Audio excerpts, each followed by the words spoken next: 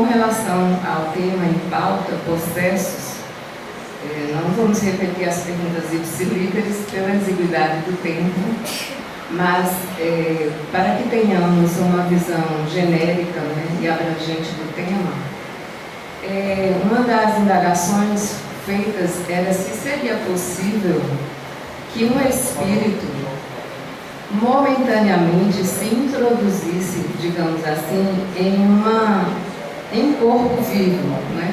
Quando nós dizemos corpo vivo, seria o espírito encarnado, né? Nós somos espíritos encarnados. E às vezes, para facilitar a compreensão, né, se fala espírito ou alma. Então, aquele corpo que está provido de uma alma, né, que seria o ser humano, né?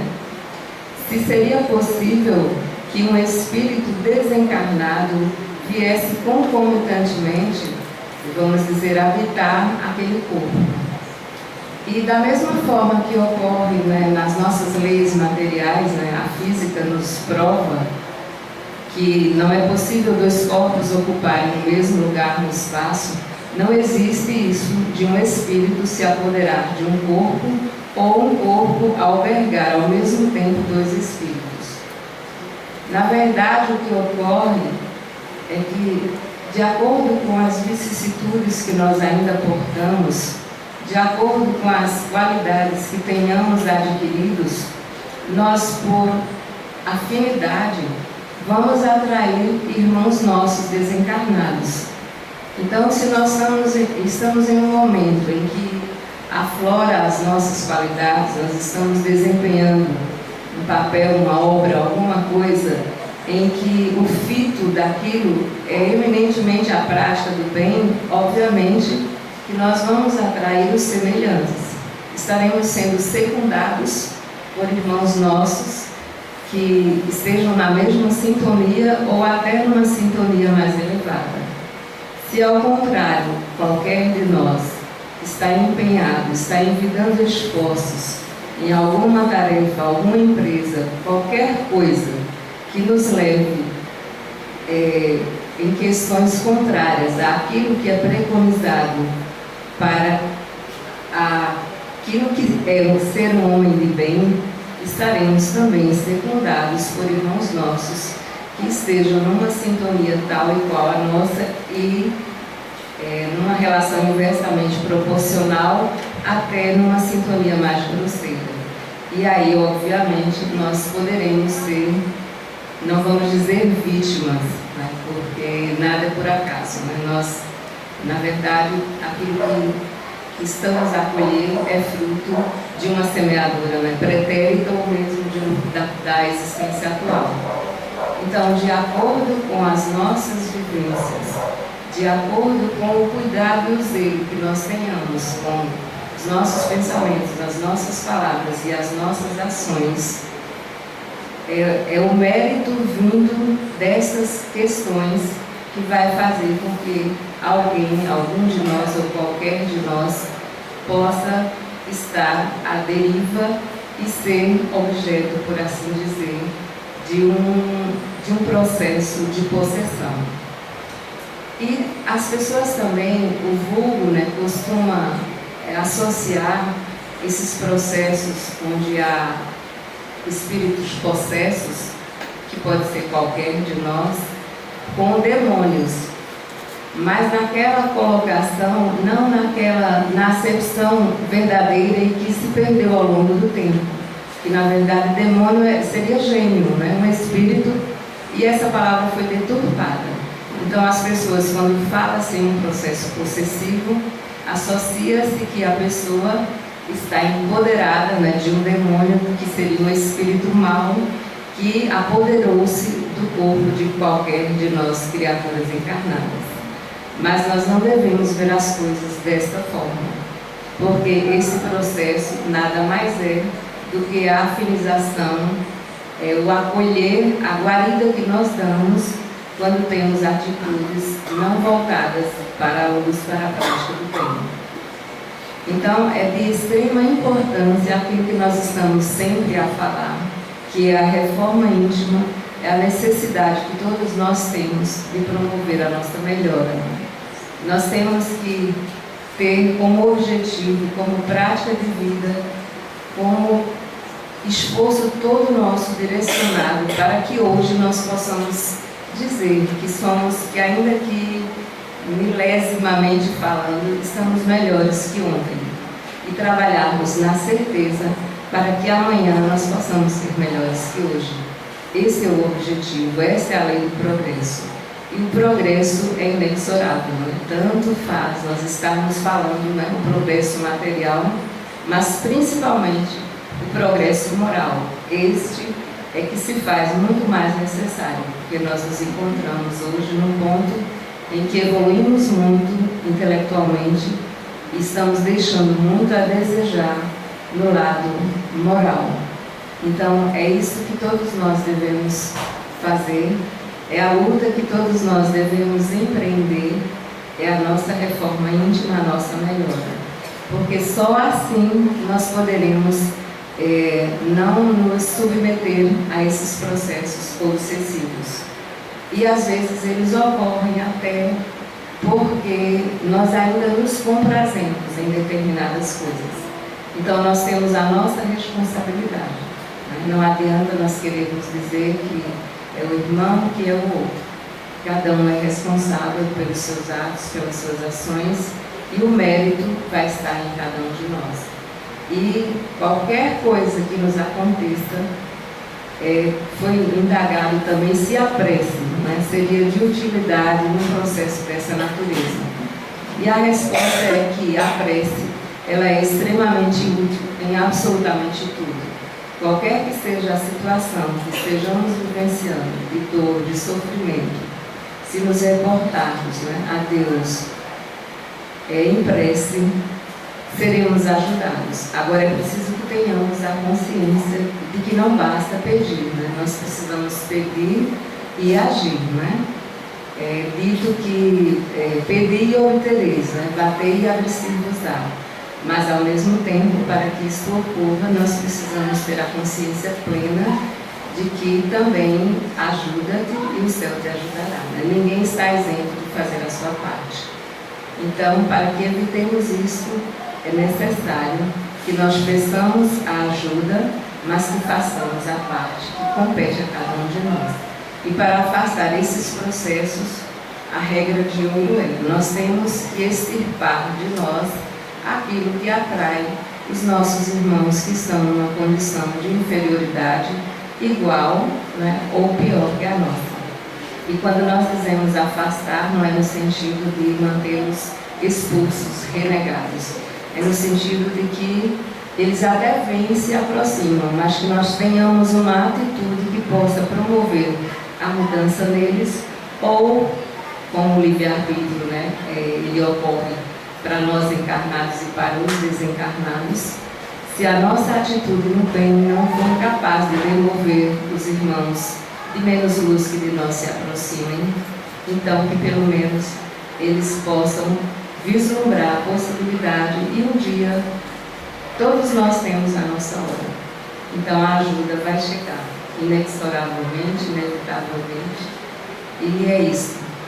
Quem tiver, não vou dizer curiosidade, né, mas o assunto é bastante interessante, pode dirigir-se ao Livro dos Espíritos, que lá está melhormente, né, explanado. Agora nós solicitamos a todos que fechem os olhos, né, para que possamos dirigir a nossa prece, pedindo a Deus, nosso Pai de infinita bondade, misericórdia, inteligência suprema e causa primeira de todas as coisas, que possa nos ajudar, e ao mesmo tempo em que solicitamos ajuda para o entendimento e a compreensão de tudo que será posto na noite de hoje, nós já manifestamos a nossa gratidão eterna pela oportunidade de estarmos aqui diante de tantos amigos espirituais que zelam pelo nosso bem-estar, pela nossa melhora. E é assim que, profundamente agradecidos, nós pedimos permissão para iniciarmos a noite de hoje com a palestra do nosso irmão, na santa e divina paz e na presença do Mestre Jesus. Queremos agradecer ao nosso irmão Rob Moura, do Grupo Espírita Casa no Caminho, que tem nos agraciado, né, com a sua presença, e o nosso abraço fraterno para aquela casa e para a nossa irmã. Seja bem-vindo e obrigada mais uma vez. Boa noite. Que Deus, Jesus, os meus amigos espirituais, a espiritualidade desta casa possa me dar a permissão e me dar a condição de falar nesta casa da melhor maneira possível, né? Para que eu possa trazer a mensagem que o Espiritismo nos traz, que de certa forma é acolhedora, consoladora e esclarecedora. Eu não conheço vocês muito pessoalmente, muitos de vocês eu estou vendo pela primeira vez, e eu não sei a condição de cada um, eu não sei a necessidade espiritual de cada um, mas quando nós entramos numa casa espírita ou uma casa religiosa, o que nós queremos, o que nós buscamos é algo, é alguma coisa, é sair dali melhor do que quando nós chegamos. Então, ciente dessa certeza que tenho, que eu não conheço a necessidade particular de cada um de vocês, mas como a espiritualidade também tem a ficha de cada um de vocês, e elas sabem o que é que vocês necessitam, eu me coloco aqui nesta noite como um instrumento na mão da equipe espiritual que conhece vocês, os seus mentores espirituais, para que possam me auxiliar, me ajudar, para que a minha fala seja de esclarecimento, consolo e acolhimento, e que vocês possam sair daqui com respostas das quais vieram buscar, e que vocês também possam sair mais esclarecidos e consolados, ou seja, melhorados também, né? Naquilo que vocês vieram buscar, que a equipe espiritual possa suprir a necessidade de cada um de vocês, de acordo com a condição e o merecimento de cada um, porque nós bem sabemos que tem a questão do merecimento. Eu não simplesmente devo querer alcançar algo, mas se eu não fizer por merecer, fica mais difícil, né? Então cada um tem aquilo que merece. Então vamos nos fazer merecedores. O nosso tema da noite de hoje é a lei de amor. E a lei de amor é um dos temas que está inserido em um livro do Evangelho segundo o Espiritismo, no capítulo 11, do item 8 a 10, a lei de amor.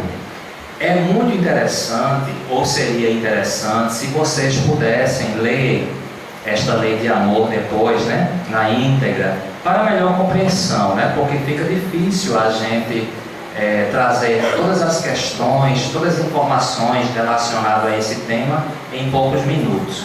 Então, interessante seria que vocês pudessem em casa, em outro momento, ler, como ler também sobre o exódio, né, que foi falado, a questão da possessão, que também é um tema muito amplo e muito interessante. A lei de amor é uma lei divina.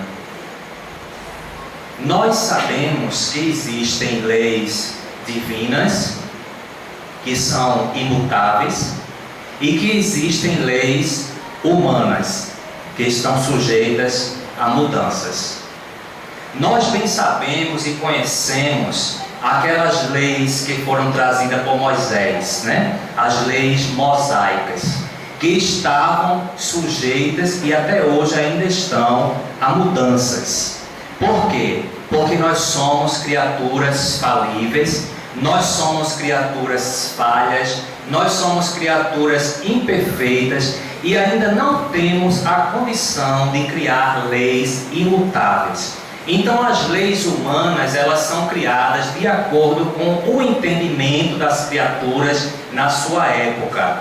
E essas leis, a partir do momento que nós vamos nos melhorando, que nós vamos evoluindo, que nós vamos passando de estágio em relação ao que nós conhecemos, essas leis vão sendo mudadas, não é isso?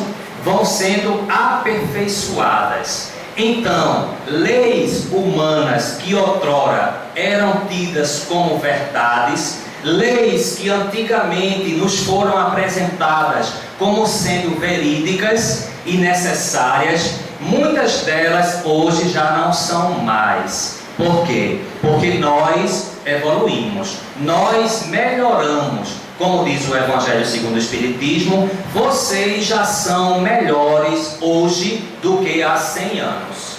Então, o que antes era uma lei para nós muito útil e necessária, e da qual nós fazíamos dela algo importante, muitas delas hoje já não as fazem parte do nosso dia a dia. E é bom que seja assim, né? Porque senão nós estaríamos caindo em erros. Nós conhecemos, vocês muito bem sabem dessas histórias, talvez até melhor do que eu, que antigamente, né, se queimavam criaturas em fogueiras, em praça pública, não é? Essas leis eram divinas ou humanas? Humanas, né? E as pessoas, ou até mesmo nós, quando estávamos naquela época, acreditávamos que estávamos fazendo algo errado ou algo certo. Certo. Então nós éramos castigados ou punidos severamente por isso? De certa forma não. Porque havia o quê? Ainda a ignorância. Nós estávamos fazendo uma justiça, né? A realidade era essa. Queríamos fazer justiça, por quê? Porque achavam que a criatura estava em débito com Deus ou com qualquer outra coisa. E muitas dessas criaturas foram queimadas vivas, nós sabemos, né? Em praça pública. E era algo que acontecia assim, era uma festividade, vamos dizer assim. Era algo que era extraordinário, era algo prazeroso, era lazer na época, se reunir em praça pública para ver isso. E nós vemos e percebemos que certas criaturas, quando não podiam estar presentes, achavam que perderam uma grande coisa, porque queriam presenciar o enforcamento ou o fulano lá ser queimado. Mas na sua ignorância, eles acreditavam que estavam fazendo justiça. Mas como tudo evolui de acordo com a condição intelectual da criatura, hoje nós não vemos mais isso. E se vemos em uma minoria, né? Em algumas partes do planeta ainda acontece, mas é uma coisa muito pequena, e que nós, quando tomamos conhecimento, o que é que nós sentimos hoje? É prazer em ver aquilo, ou é um sentimento diferenciado que antes a gente achava que era bom? Não, ele precisava morrer, ele precisa morrer, ser queimado, ser enforcado, seja lá como for. Hoje nós não suportamos mais isso, graças a Deus. Então essa lei humana foi modificada ou está sendo modificada? Sim, graças a Deus, né? Que hoje nós estamos numa condição diferenciada. Hoje nós estamos já numa condição melhorada e que nós precisamos olhar o outro como nos olhamos a nós. Será que eu gostaria em algum momento da minha vida, por algum motivo qualquer, por algum equívoco qualquer, por alguma falha, algum erro meu cometido, eu ser queimado em praça pública, ou ser enforcado, ou seja lá como for? Será que eu gostaria que isso acontecesse comigo? Quem gostaria que acontecesse consigo? Nenhum de nós. Então nós já estamos despertando para perceber que nós também não devemos desejar isso a quem quer que seja. Que nós não somos o dono da verdade e que nós precisamos entender que a mensagem de Jesus é o quê? Quem não tiver pecado, que atire a primeira pedra. Então nós não somos juiz, Nós não estamos aqui para condenar comportamento, atitude de ninguém. Então, de uma certa forma, a piedade já começa a fazer parte do nosso cotidiano, ou não? A gente já começou a despertar, não para ser conivente com o erro do outro, que é diferente, não, está equivocado, é errado certas coisas, é errada, mas nós já estamos despertando para entender que nós não estamos aqui na condição moral de condenar ou matar quem quer que seja pelos seus erros, porque nós também temos os nossos e não queremos ser apedrejados e nem queremos ser sacrificados por causa disso. Então, de uma certa forma, a mensagem do Cristo que vem sendo trazida há muitos e muitos séculos já começa a entrar de uma certa forma no nosso entendimento. E a gente já começa a ver o outro como um enfermo. E o que foi que Jesus disse em relação aos enfermos? Que ele veio para quem? Para os enfermos. Uma criatura que comete atos muitos graves, que nós não cometemos mais, vamos dizer assim, algo muito rude. É uma criatura que está enferma. Porque uma criatura em sã consciência, uma criatura com o seu equilíbrio, com a sua paz interior, com a sua felicidade, com a sua alma voltada para Deus, para Jesus, para o amor ao próximo, a si mesmo, jamais vai cometer algo muito sério e muito grave que fuja da realidade. Então, certas criaturas que ainda se encontram nessa condição, elas precisam da nossa piedade e do nosso amor, porque é isso que Jesus tem por elas. Mas há quem diga assim: mas eu não sou Jesus, né? Alguém poderia dizer assim: Jesus está numa condição muito mais elevada do que a minha. Mas Jesus certa vez disse uma coisa que vocês lembram muito bem, porque a gente já vem ouvindo isso há muito tempo: tudo que eu fiz, vocês também podem fazer. Ou não? Não foi ele que disse isso? Ele é mentiroso? Não. Se Jesus disse que tudo que ele fez eu também posso fazer, então depende de quem? De mim. Então nós não estamos aqui para condenar, para apedrejar, para criticar criatura nenhuma. Mais uma vez eu digo, não é ser conivente, porque Jesus também não é conivente com os erros, mas ele entende e compreende que é diferente a condição da criatura. Certa vez eu fui falar em uma casa espírita sobre devemos expor a nossa vida para salvar um malfeitor. É um dos temas espíritas. Eu não lembro se está no Evangelho segundo o Espiritismo. É no Evangelho. E eu me lembrei que quando eu me tornei espírita, logo no início, em um Evangelho no Lar, quando eu abri o Evangelho nesta noite para realizar o trabalho, caiu este tema: devemos expor a nossa vida para salvar a vida de um malfeitor. Todos os que estavam presentes disseram que não tinham condição de falar sobre essa temática, e eu fui um dos.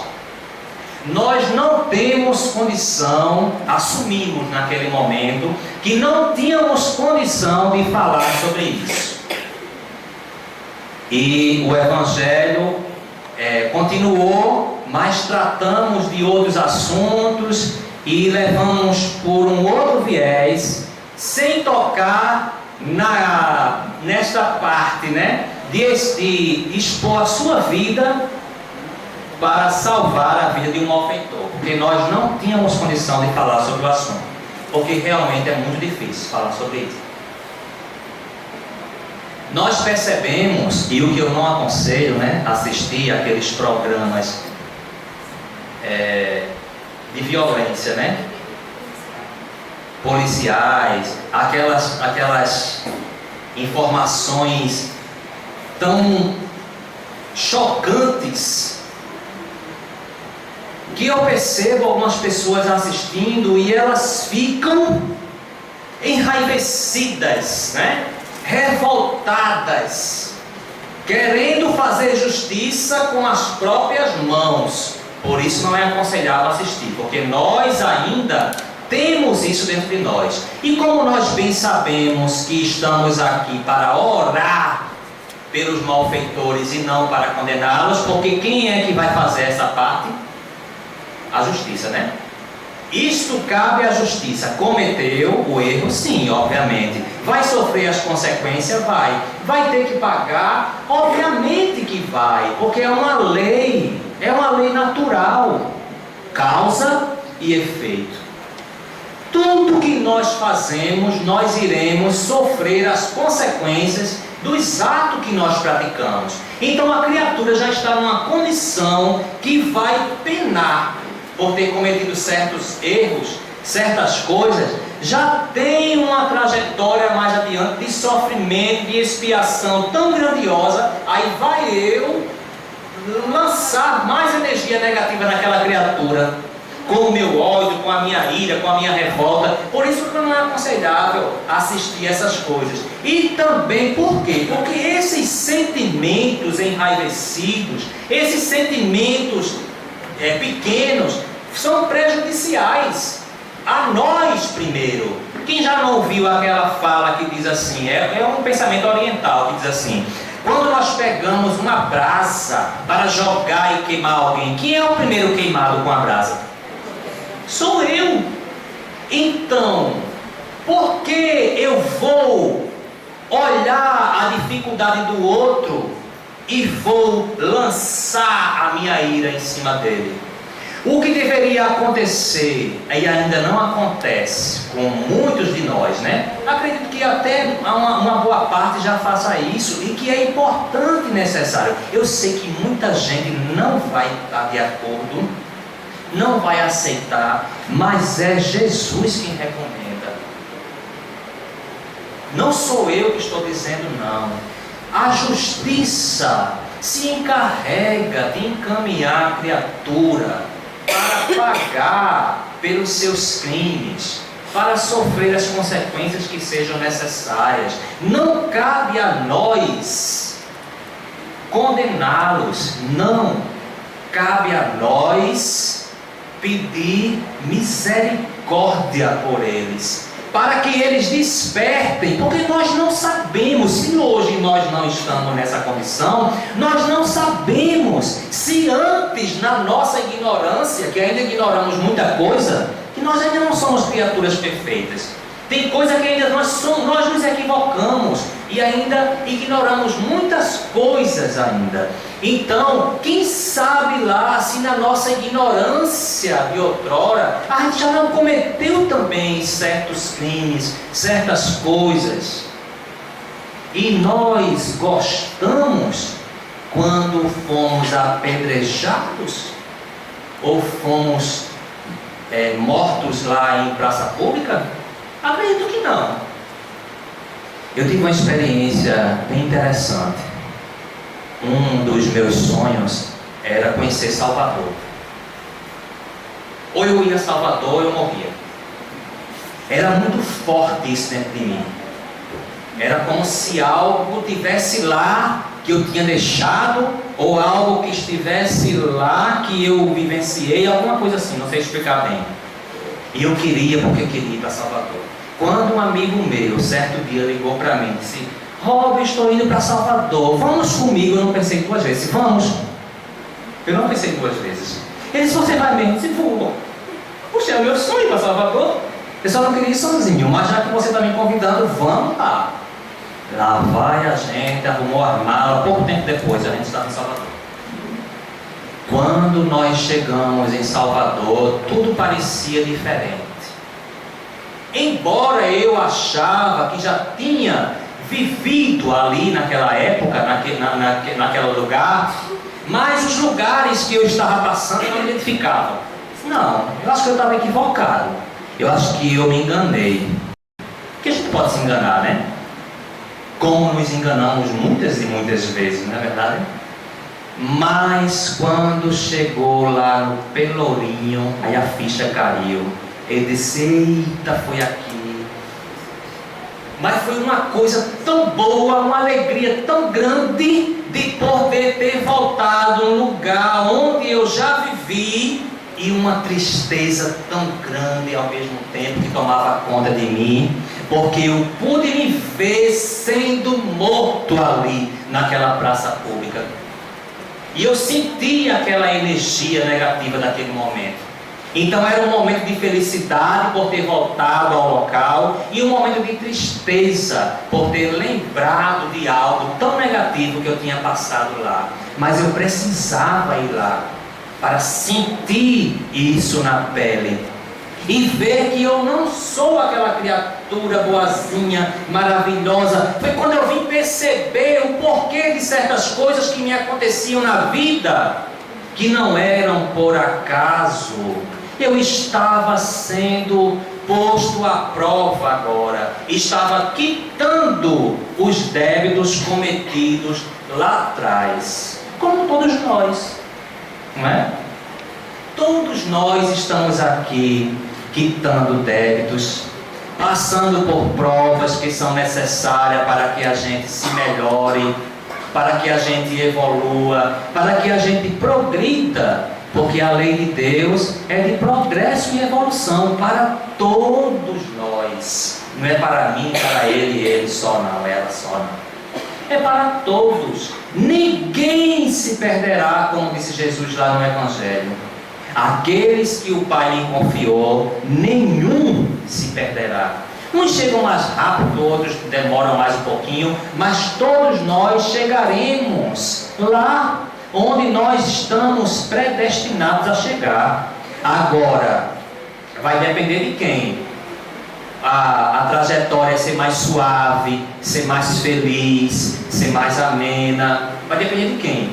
Das minhas escolhas, das minhas atitudes, dos meus pensamentos, que a irmã estava falando aqui, do meu comportamento na terra. Então a gente pode amenizar a situação. E existem dois caminhos, né? A gente já ouviu falar muito sobre isso, e aí outras religiões falam muito sobre isso, né? Que leva o homem para a frente e para o alto, que é o caminho do amor e é o caminho da dor. Quando a gente não vai pelo amor, que deveria ser a nossa primeira escolha, porque com Jesus é mais fácil. O que foi que ele disse, né? Que o fardo dele era o quê? Leve, suave, não é? Ele não disse que ia tirar as dores, as dificuldades, as provas, não, mas ia dar uma suavidade. A gente ia encarar de outra forma, ia passar com Jesus, fica mais fácil passar pelas dificuldades da vida. Mas quando a gente se desvia, e a maioria de nós se desvia muito, eu digo por mim, tá no caminho reto, certo, tranquilo, do amor, fazendo a coisa certa. Quando a gente menos espera, a gente já se desviou.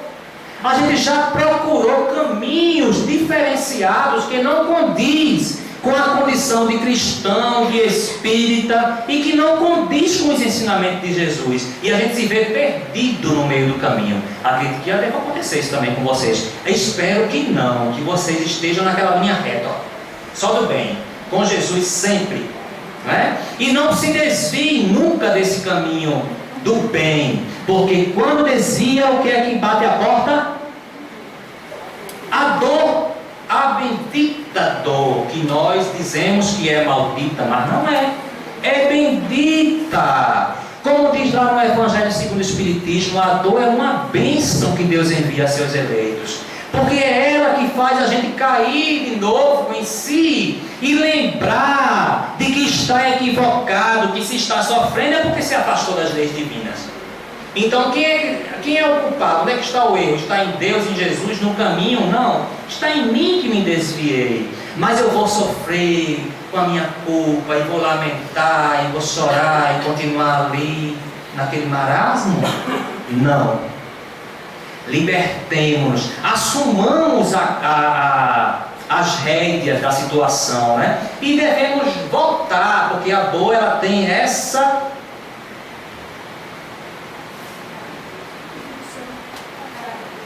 característica, né? De trazer a criatura, ela está bem afiada, né?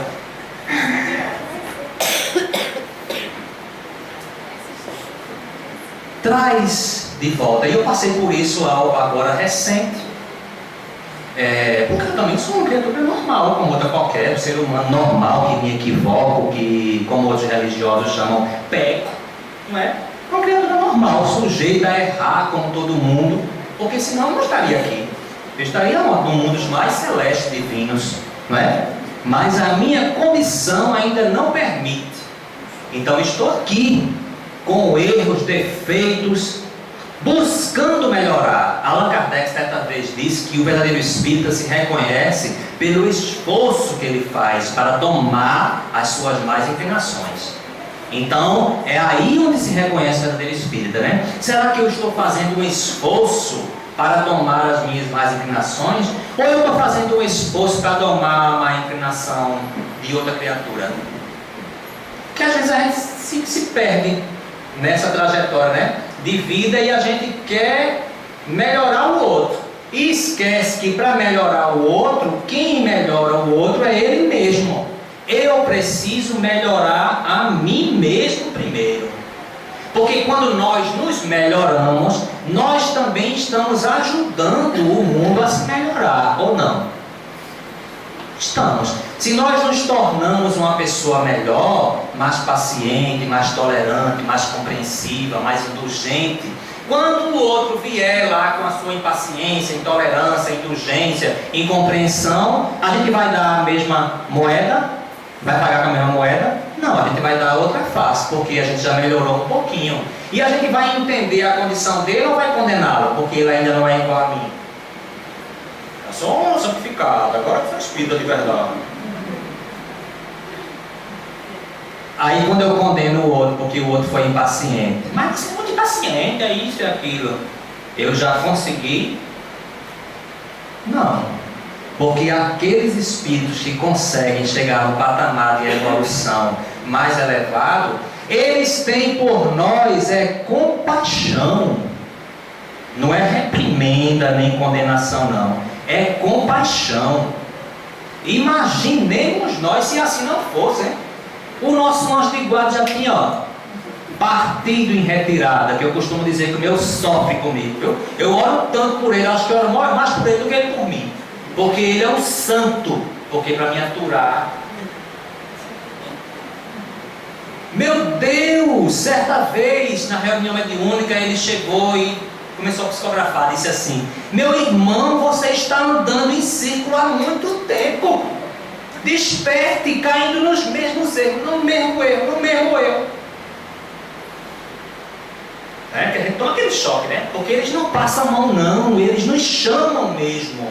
Como as mães fazem com a gente, né? Às vezes, não precisa ser severa para poder chamar a atenção do filho.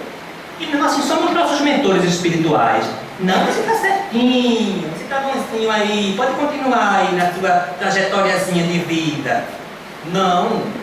Meu irmão, você está andando em círculo, faz tempo. Desperte. Não com repreensão, com mágoa, com ressentimento, mas com amor, que era para o meu bem que ele estava me dizendo a verdade, que eu precisava ouvir. É para o seu bem. Desperta enquanto é tempo, porque Jesus vem nos convidando, olha, já faz tempo, já faz muito tempo, e a gente ainda está muito aquém da realidade do Cristo. Nós estamos muito aquém.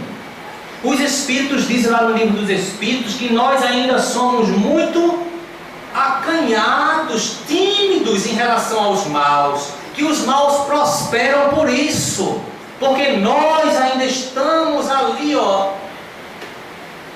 quietinho, na defensiva. A gente precisa sair dessa condição de lagarta, né? E alçar voo, se tornar uma borboleta. Vamos voar, porque a gente nasceu para isso, para evoluir, para crescer, para ser feliz. Nós não estamos aqui na terra para sofrer, não, para chorar, para lamentar. Não, estamos aqui por uma razão grandiosa, que é ser feliz. E que consiste, como é que a gente consegue ser feliz na terra? Está lá no Evangelho de Jesus, fazendo pelo outro aquilo que eu gostaria que o outro fizesse por mim. E a gente já faz isso poucas vezes, mas eu quero ser feliz. Mas a nossa felicidade ainda é muito egoísta, porque a gente ainda traz muita brasa para a nossa sardinha. Primeiro eu, né? A melhor roupa é minha. Essa daqui que já está mais usadinha, mais surradinha, eu vou doar para o Manel Quintão. Ou para o irmãozinho que está lá no frio, na chuva, na rua, porque não me serve mais. Deveria ser o contrário. Eu deveria doar algo que eu olhasse assim e dissesse assim: eu usaria isso. Amar o próximo como a si mesmo. Essa camisa tem boas condições, eu usaria. Então eu vou dar para o meu irmão, porque é meu irmão. Porque a família que o Evangelho diz é universal. Não é a minha famíliazinha ali, não. Não os da minha religião, não vão lá só da minha casa lá, da minha religião. Só os espíritas. Quem é de outra religião que se vire. É assim? Não. É toda a humanidade. Ah, vou só amar lá a minha famíliazinha. Ou então vou amar só ali, ó, o meu país, o Brasil. Aquele povo de lá, da guerra, de onde, longe, de não sei de onde lá. Quero nem contato. É da minha família também, porque é filho de Deus também. Existem uns mais equivocados, outros menos equivocados, mas somos todos irmãos. Como os dedos da mão não são iguais, como o dedo da nossa casa, nenhum de nós é igual ao outro. Somos diferentes, mas somos da mesma família e que precisamos aprender a nos amar. Porque é para isso que nós estamos aqui, para aprender a amar. Nós não sabemos ainda, infelizmente, por isso que sofremos. Quando a gente aprender a amar de verdade e não querer ser amado, porque muitas vezes a gente quer ser amado, e esquece que para ser amado é preciso amar, como nos ensinou aquele irmão na sua oração, Francisco de Assis. É dando que se recebe. Os espíritos que já chegaram numa condição melhor do que a nossa, eles não têm o desejo de ser amado. Eles simplesmente amam. E como é uma lei, né, de retorno, obviamente que são amados. Há as suas consequências, né? Mas não há um desejo íntimo de querer ser amado, mas sim um desejo grandioso de amar. Porque quando a gente ama, dói menos, sofre menos, as coisas se resolvem com mais facilidade, tudo flui. E como é que eu aprendo a amar, meu Deus? Primeiro é lendo, né? Estudando, compreendendo, fazendo reflexão nas mensagens de Jesus, que é um código de moral que nos leva para uma vida feliz de amor. E depois fazer com tudo isso o quê? Com toda essa bagagem de conhecimento que a doutrina tem nos oferecido, com todos esses livros que nos têm trazido mensagem de consolo, de conforto. Aí o que é que eu faço com tudo isso? Colocar em prática. Porque uma ação vale mais do que 1000 palavras. Se eu tenho todo o conhecimento, está lá, 1 Coríntios 13, né? Da Bíblia, Paulo escrevendo. Se eu tiver todo o conhecimento, mas eu não tiver o amor, não tenho nada. Eu posso falar a língua dos homens e dos anjos, mas se eu não tiver o amor, de nada adianta. É necessário amar. É necessário amar o próximo, como nós amamos a nós mesmos primeiro, porque Jesus recomendou isso: amar a Deus sobre todas as coisas e amar o próximo como a si mesmo. Porque às vezes a gente se equivoca também, a gente quer amar o próximo e esquece do amor próprio, do auto-amor. Não se cuida, não se respeita, não se valoriza, não procura se melhorar, não procura se ajudar. Então vai querer ajudar o outro e não consegue. Por quê? Porque não tem. A gente só dá aquilo que a gente tem. Então, para ajudar o outro, eu preciso estar bem comigo mesmo, também cuidar de mim. Não estamos falando de egoísmo, não. Estamos falando de auto-amor, que é diferente. Então é preciso, como diz uma música popular, né? É preciso amar as pessoas como se não houvesse amanhã. É amá-la hoje, do jeito que ela é. Não amá-la como eu gostaria que ela fosse. Porque quando nós procuramos amar as criaturas como eu queria que ela fosse, nós estamos projetando nela os erros que existem em nós. Eu queria que fulano fosse assim, que ciclano fosse assim, mas nós nem conseguimos ser ainda a criatura que nós queremos ser. Como é que o fulano a gente já quer que ele tenha conseguido? O fulano também tem lá as suas dificuldades, os seus defeitos, os seus equívocos, assim como eu também tenho os meus, e quero que o outro me entenda, me compreenda e me ame do jeito que eu sou. É isso que nós precisamos entender e compreender. Amar as pessoas como se não houvesse amanhã, e amá-las com defeitos e com virtudes, porque todos nós temos defeitos e virtudes. Vocês já ouviram falar naquela historinha de que nós no mundo estávamos caminhando em círculo, todo mundo com 2 saquinhos, um de virtudes e um de defeito. O saquinho da virtude nós colocamos onde? Na nossa frente, né? Porque nós percebemos mais as nossas virtudes do que os nossos defeitos. E nós pegamos nosso saquinho de virtudes, fizemos o que com ele? Colocamos nas nossas costas, né? Para esconder de nós. Eu sou uma pessoa virtuosa. Aí, ó, meu saco de virtudes. Estou de frente para você está vendo minhas virtudes, né? E eu também só observo minhas virtudes. Mas como estamos andando em círculos, quem está atrás de mim está vendo o quê? O meu saquinho de quê? De defeitos. E eu olho para o que está na minha frente e eu vejo o quê? Os defeitos dele. E assim a gente vai caminhando e vendo os defeitos dos outros. E olhando para nós e vendo nossas virtudes. Mas esquecemos que nós também temos um saquinho de defeito nas costas, né? E esquecemos também muito mais de que o outro que está na minha frente também tem um saco de virtude na sua frente. Não é verdade? Então estamos no mesmo barco da vida. Não somos melhores e nem piores do que ninguém. Somos iguais, porém diferentes. E o que é mais importante de tudo isso é que nós somos filhos de quem? De Deus. E que Deus nos presenteou com essa terra maravilhosa, não é?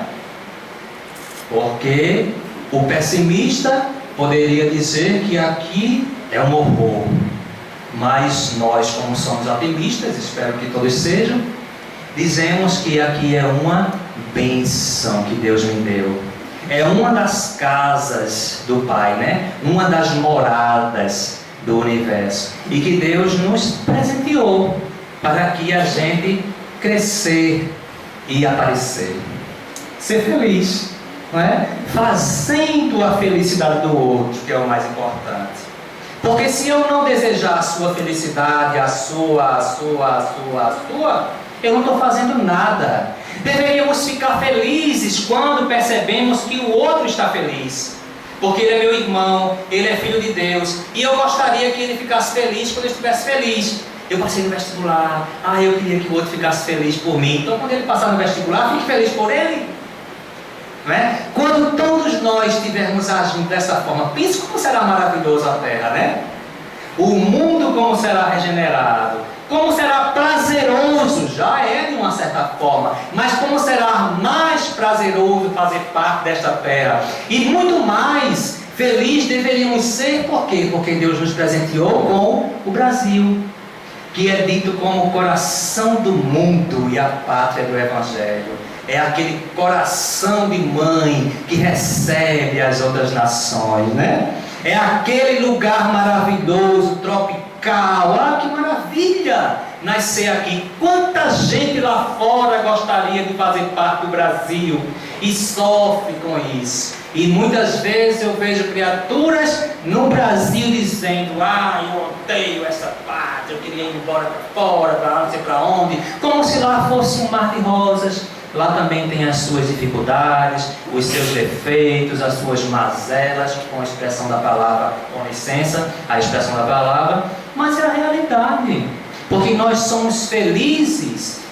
Ao ser feliz é uma construção espiritual, é uma condição. Eu posso ser feliz aqui e agora no Brasil, como eu posso ser feliz lá na França ou em qualquer outro lugar do mundo. Mas se eu não estou bem comigo mesmo, se eu não estou feliz comigo mesmo, se eu não estou de bem com a vida e bem realizado, satisfeito, e se eu não me amo, eu posso estar onde? Em Paris, mas estou vendo tudo negro e reclamando de tudo.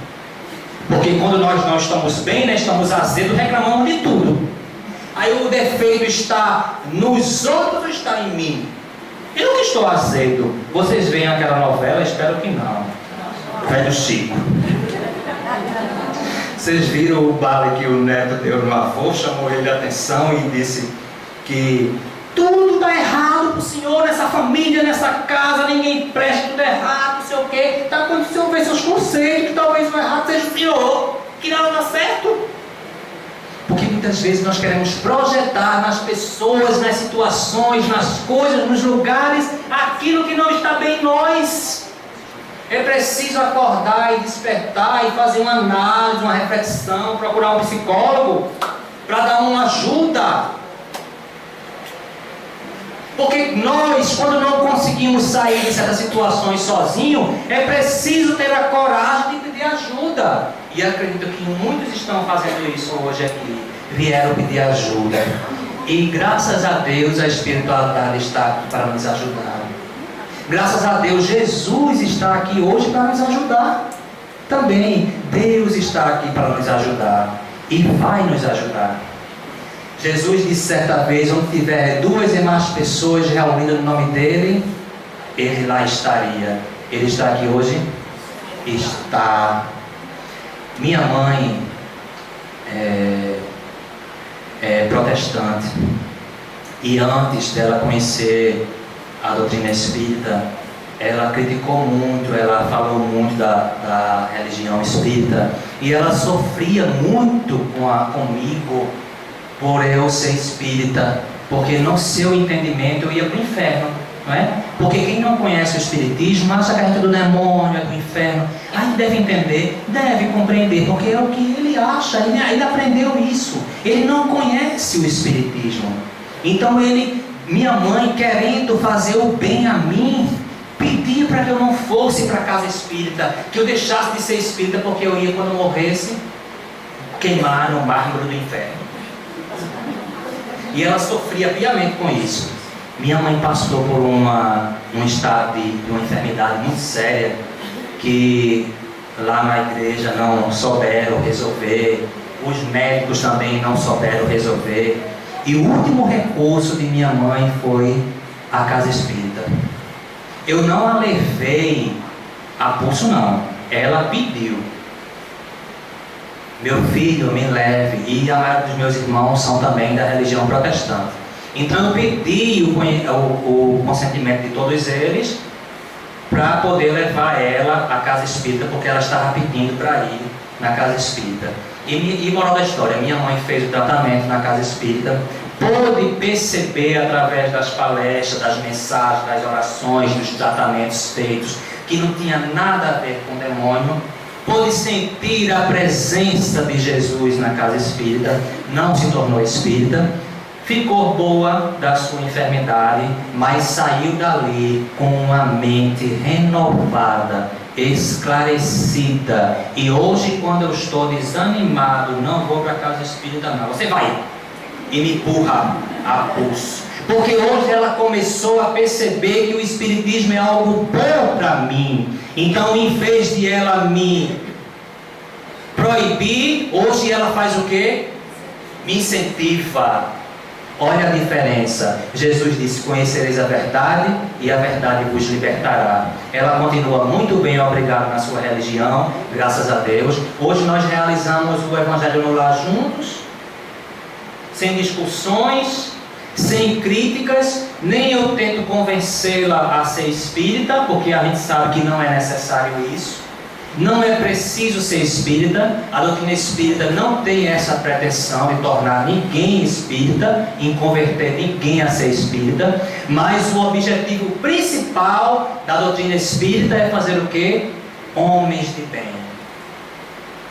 E é isso que nós estamos aprendendo nesta noite aqui. Ser homens e mulheres de bem. E nós vamos sair daqui hoje um pouquinho melhor do que quando a gente chegou. Desejo a vocês muita paz, saúde, felicidade, prosperidade em todos os sentidos. E vou terminar a minha fala com uma mensagem do Evangelho que diz o seguinte: buscai primeiro o reino de Deus e as demais coisas vos serão acrescentadas. Muita paz.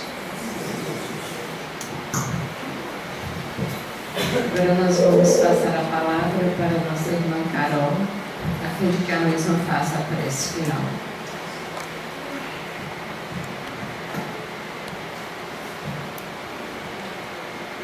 Senhor Deus, amado Mestre Jesus, obrigada por mais uma vez estar aqui em tua presença. Que possamos amar o nosso próximo cada vez mais, não só ele como a nós mesmos. Permita-nos, Senhor, que possamos ser quem realmente somos, de verdade, não com máscaras, e sim verdadeiros para todos.